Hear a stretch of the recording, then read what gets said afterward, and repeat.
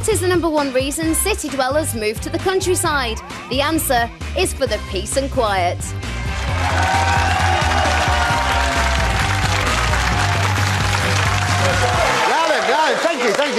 Thank you. Panel, calm down. They're still arguing about grandparents. Gorman's getting angry. I know. We're agreeing, actually. Okay. It won't last. Now, we're into the last bit of this morning's show, rather like marriages. No, they're going to be great, Dave, for both of us. No. Marriage all the way. Right, we're asking if kids from the country turn out less streetwise than their urban peers, and if anyone's got a problem with that. Gail, Dave and Lisa will give their thoughts in a sec. Yours too, on the usual number. You know, I know, but I'll remind you, it's 0207 173 5555. I think this is incredible. More than 1 in 3 country folk are new arrivals, blow-ins. They've just fled Britain's cities. And I say just fled, it's happened in the last 5 years. 1 in 3 people left cities to the country in the last 5 years. Because country people are friendly folk, and the countryside's a good place to bring up children. But is it? Maybe when they still find splashing about in puddles fun or looking at the mook house. But what about when they're 13 or 14 and miles away from their mates, bored out of their tiny little drug-crazed minds? Perhaps that's why a study last year found teens from the sticks were indeed more likely to binge drink and take drugs than their inner-city peers. Surprised? Well, maybe yours don't. Well, good for you. But how will they cope, your little angels from the countryside, on day one at a big city uni? Will they have the nous to stay safe on the streets? Maybe it's a good thing so many city kids do get mugged or robbed of their mobiles, because learning to avoid such trouble in the future might just save their lives. And I keep saying this is kind of inspired by Lisa, because you're a South London girl, grew up in Brixton around there, and you've moved out further and further into the countryside over recent years. To give Chelsea a better chance? To give Chelsea a better future, but she is bored.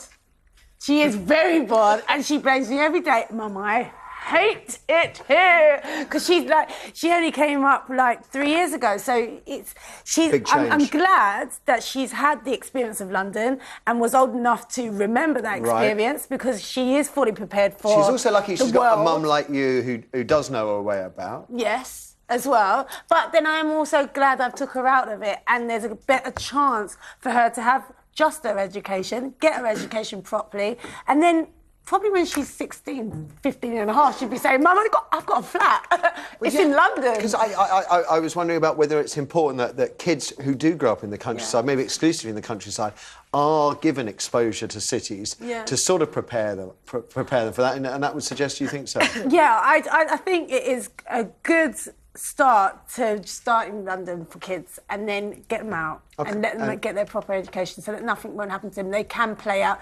But Chelsea is bored up there. I can understand that.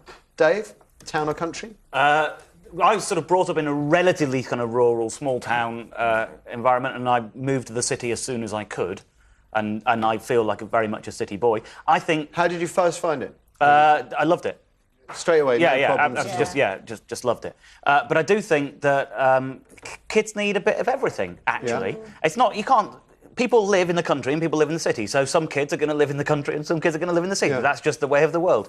I would have thought, there are kids in the city who've never seen a sheep and never seen a cow, and actually it's good for them to go out and see the countryside and understand where food comes from, just as it's good for people who live in the country to come into the city and see how other things work.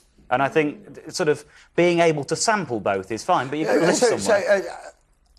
But not just waiting until they're sort of 18 and go off to university. You're saying that, you need to do some stuff with them. Yeah. One of my brothers and his kids came down to stay at mine not so long ago, and I was being really evangelical about London. It was absolutely terrible, because we went out for a nice little play in my local park, and we were just having a nice time, and then suddenly there was a fight and a guy was breaking a bottle and we had to hurry the kids away.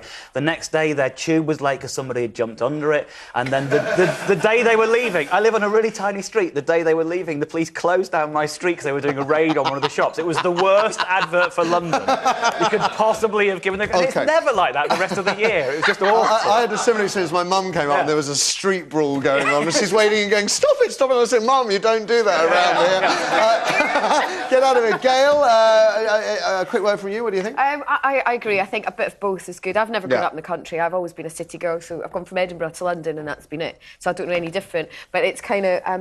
I like taking honey... Can you see a scene where you're going to run away from town to get honey away from London? No. I think she loves London.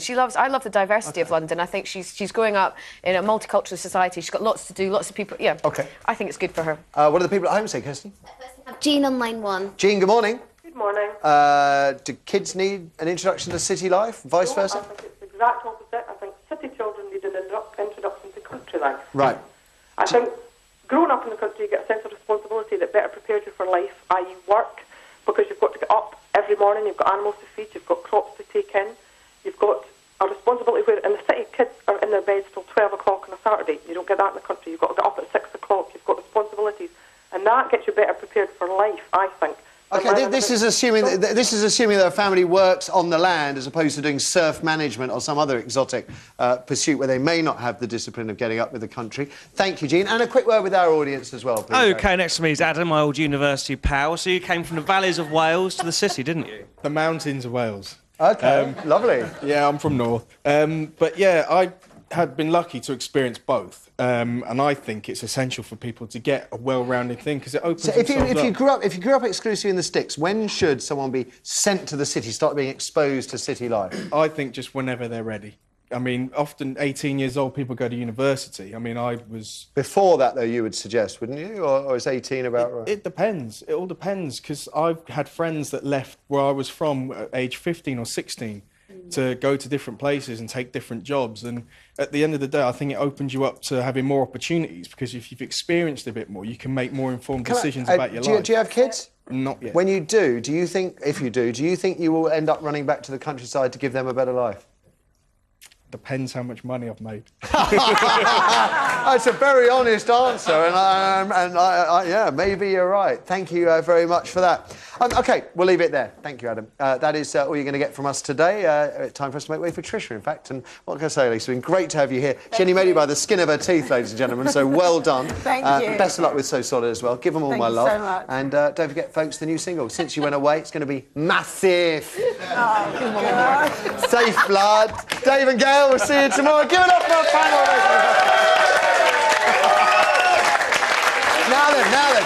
Anna Richardson, star of Channel 4's My Big Fat Diet Show, makes her debut tomorrow. And we'll be finding out if a relationship is doomed if one of you is much more experienced, if you know what I mean, than the other. Ta for watching today. See you tomorrow. Bye for now.